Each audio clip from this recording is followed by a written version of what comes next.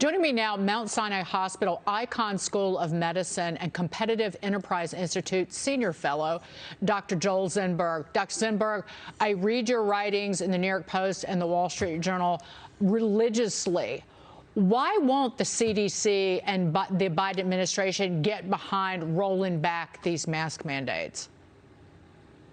Well, I think there's a lot of signaling and messaging going on, and they've taken criticism for talking down masks. They've taken criticism for being a proponent of masks. I think they just have decided they don't know what to do anymore, and they're going to keep quiet. But the reality is the case for mask mandates is much weaker now, if it was ever any good, much weaker now than it ever was in the past.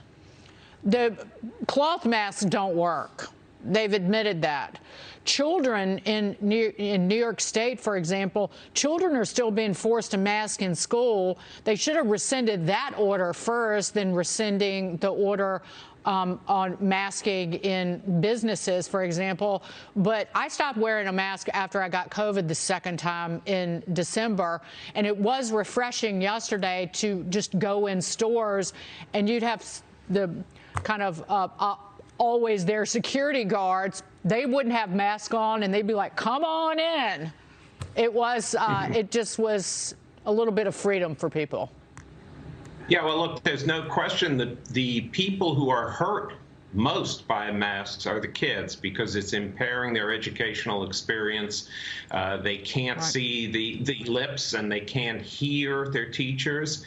And there's no question it's become a problem for them. There's also no question that they are least at risk from COVID. And we're at a position now where a large part of the population either has vaccine immunity because they've been vaccinated, or they have natural immunity because they have gotten COVID. And Omicron has been a very mild disease, so the time has really come for masks to start coming off in most situations. I mentioned your writings in the Wall Street Journal. Dr. Zinberg, you have a new Wall Street Journal opinion piece, an op-ed. You write that the Biden administration's micromanagement of some COVID treatments is actually hurting patients. And I'll just explain a little bit. It's about how the Biden administration stopped the distribution of this monoclonal antibody. It's Sotrovimab.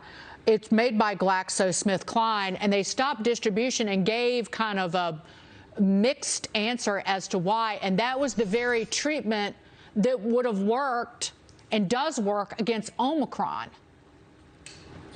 Right. Well, throughout they have micromanaged this distribution and the allocation of these 3 monoclonal antibodies. There are actually 3 of them, one by Regeneron, one by Lilly, and Sotrovimab, which you mentioned.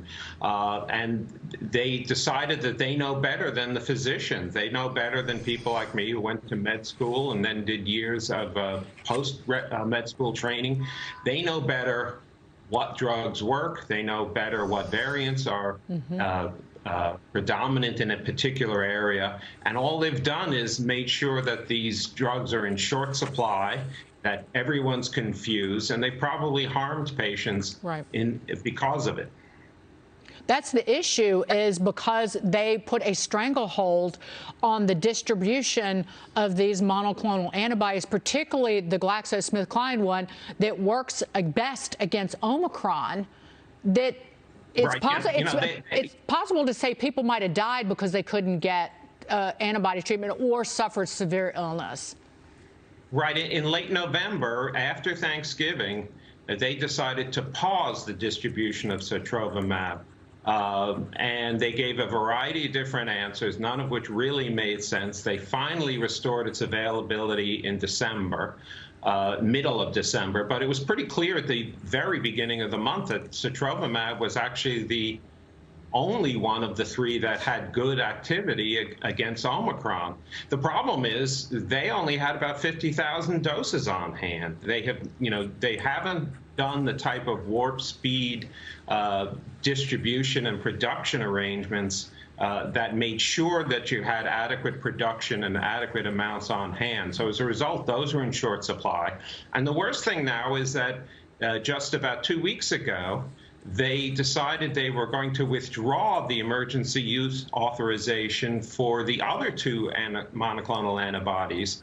I suppose on the theory that, well, they don't work as well against Omicron, but now they're going to be unavailable when Omicron goes away or declines, and we're already well past the peak of Omicron. Cases are way down. So when the next variant comes along, those drugs are going to be unavailable. Or if Delta resurges, they'll be unavailable. And we know that those drugs are great against Delta. They've been great against every other variant. So why not leave it to the physicians to say, hey, this is going on in my community. I know it works. But they've decided they know better.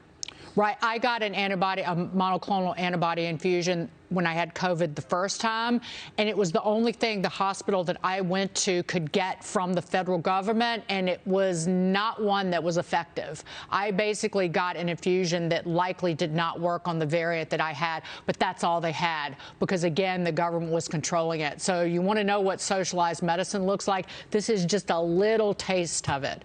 Dr. Joel Zinberg, thank you so much. Great to see you. My pleasure.